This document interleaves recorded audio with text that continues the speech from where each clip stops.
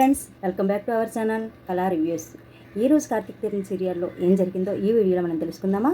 నిజం తెలుసుకున్న పారిజాతం ఏ నిజం తెలుసుకుంది?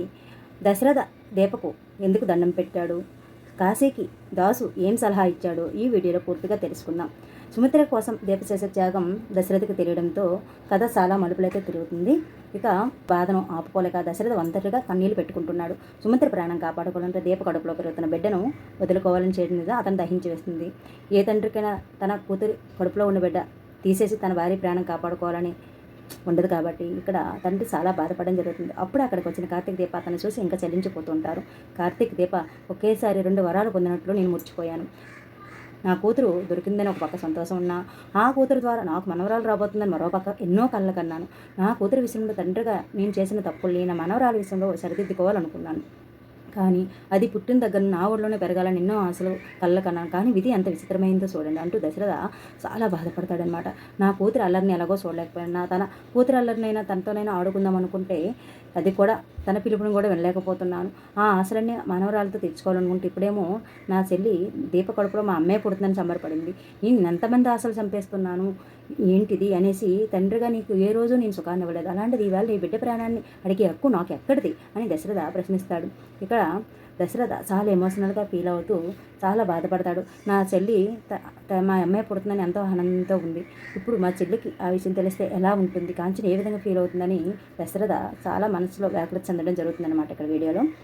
ఇక నాన్న, మీరు నాకు జన్మనిచ్చారు, కన్నవారి కళ్ళల్లో కన్నీళ్ళు చూస్తూ ఊరుకుంటే ఈ జన్మ ఎందుకు? తల్లిదండ్రుల రుణం తీర్చుకునే అవకాశం అందరికీ రాదు. ఈ బిడ్డ నాలో నుండి నా తల్లి ప్రాణంలోకి వెళ్తుంది అంటే ఆ రూపంలో వచ్చేది నా బిడ్డ అయినా ఆ తల్లి అయినా నా అమ్మే కదా నాన్న. నా బిడ్డ ద్వారా నా తల్లి బతుకుతుందంటే అది నా బిడ్డ నాకు ఇచ్చే గొప్ప గౌరవమే కదా అని దీప నచ్చ చెప్పడానికి దశరథని నార్మల్గా చేయడానికి చాలా ప్రయత్నిస్తుంది అనమాట. ఇక దీప మాటలకు చెల్లించిపోయిన దశరథ తండ్రి అన్న విషయాన్ని పక్కన పెట్టి తన కూతురు గొప్పతనానికి చేతులెత్తి దండం పెడతాడు. అక్కడే ఉన్న కార్తీక్, నిజమే మామయ్య, అత్తయ్యను ఆరోగ్యంగా చూసుకుంటేనే ఈ బాధలని మనం మర్చిపోతాం, ప్రస్తుతానికి ఇంతకు మించి మార్గం లేదు అని అంటుండగా ఇక జ్యోత్స్న అక్కడికి వచ్చి ఏంటి ప్లాన్ చేసుకుంటున్నారు, ఏదో జరుగుతుందనేసి గట్టిగా అడగడం జరుగుతుంది. దాంట్లో కార్తీక్ ఇంకా డైవర్ట్ చేస్తూ ఏం లేదు మేడం, మీరు ఈ మధ్యన ఏమంటే బయటకు వెళ్ళిపోతాము, అత్తే హాస్పిటల్లో ఉంటే నేను లగేజ్ చదువుకుని బయటకు వెళ్ళిపోతున్నారు కదా, అదే దాని గురించే డిస్కస్ చేస్తున్నాం అనేసి ఇంకా జ్యోత్స్నకి కవర్ చేస్తాడనమాట.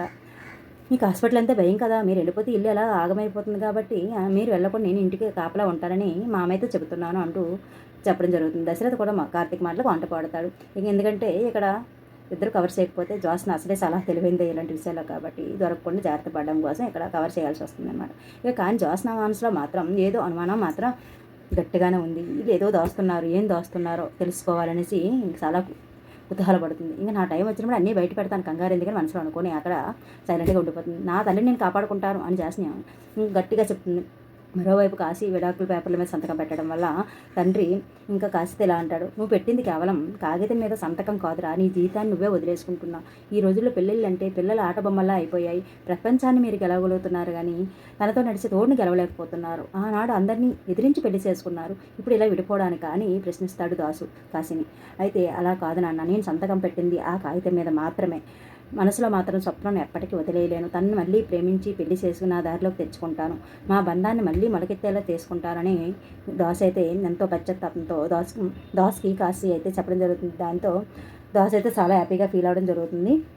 ఇదిలా ఉండగా శివనారాయణ జ్యోత్స్నను ఇంకా సుమిత్ర ఆపరేషన్ అయ్యే వరకు ఎక్కడికి వెళ్ళదని అయితే వార్నింగ్ ఇవ్వడం జరుగుతుందన్నమాట. సరిగా అప్పుడే కార్తీక్ దీప రేపటి డ్యూటీకి రామని చెప్పడం జరుగుతుందన్నమాట. జ్యోత్స్న కోపంగా, నా పర్మిషన్ లేకుండా మీరు ఎలా నిర్ణయం తీసుకుంటారు? అగ్రిమెంట్ ప్రకారం మీరు ఇక్కడికి రావాల్సిందే, పని చేయాల్సిందే. దీపకు రెస్ట్ కావాలంటే ఇక్కడే ఉండి అన్ని సౌకర్యాలు కల్పిస్తాను, పని మనిషిగా తను డ్రైవర్గా బాగా ఇక్కడే ఉండాలని జ్యోత్స్న ఇంకా తేల్చి చెబుతుంది. కార్తీక్ తనని బయటికి తీసుకెళ్ళాలని చూస్తున్నాడని గ్రహించిన జ్యోత్స్న అయితే అటు వేయాలని ఇక చూస్తూ ఉంటుంది. కానీ శివనారాయణ అనూహ్యంగా జోక్యం చేసుకుని అగ్రిమెంట్ డబ్బులు 10 కోట్లు నేనే కట్టేస్తా, వాళ్ళకి ఎప్పుడు సెలవు కావాలంటే అప్పుడు ఇస్తాను అని తేల్చి చెప్పడం జరుగుతుంది. దీంతో జ్యోత్స్న సైలెంట్ అయిపోతుంది.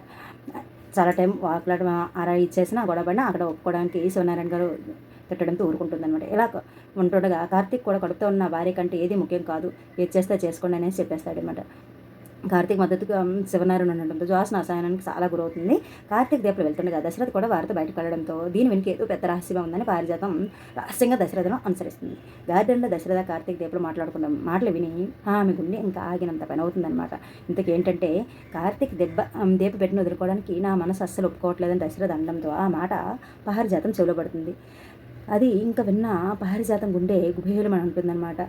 ప్రకృతి మన దగ్గర నుండి అపరూపమైందని ఒకటి తీసుకొని అంతకంటే అపరూపమైన అమూల్యమైన మనకి ఇస్తుంది మామయ్య. మనకు అత్తయ్య ప్రాణం ముఖ్యం. దేవుణ్ణి మనం అత్తయ్య ప్రాణం అడిగాం, బదులుగా ఈ బిడ్డను అడుగుతున్నాడు. తప్పదు మామయ్య అని దశరథ చెబుతాడు కార్తీక్. దశరథ చెబుతాడు. ఈ మాటలు విని పారిజాతంకైతే ఇంకా కాళ్ళు వణికిపోతాయి. భూమి చలించినట్టు అయిపోతుంది. ఏంటి దీప వీళ్ళ బిడ్డను త్యాగం చేస్తుందంటే దీపే వీళ్ళ వారసురాలా అనేసి ఇంకా నిజం తెలిసినట్టు చూపించారు. మరి పారిజాతం నిజమే విన్నాదా లేదా అనేది చూడాలి. ఒకవేళ తెలిస్తే పారిజాతం ఎలాంటి నిర్ణయాలు తీసుకుంటుందని మీరు అనుకుంటున్నారు? ఈ విషయం జ్యోత్స్నకు చెబుతుందని అనుకుంటున్నారా? లేదా సుమిత్ర ఆపరేషన్ సక్సెస్ అవుతుందా? ఏమనుకుంటున్నారు కామెంట్ రూపంలో తెలియజేయండి. అలాగే మన వీడియోస్ని కాస్త మొదటిసారి చూస్తున్నట్లయితే సబ్స్క్రైబ్ చేసుకొని లైక్ చేసి షేర్ చేయండి.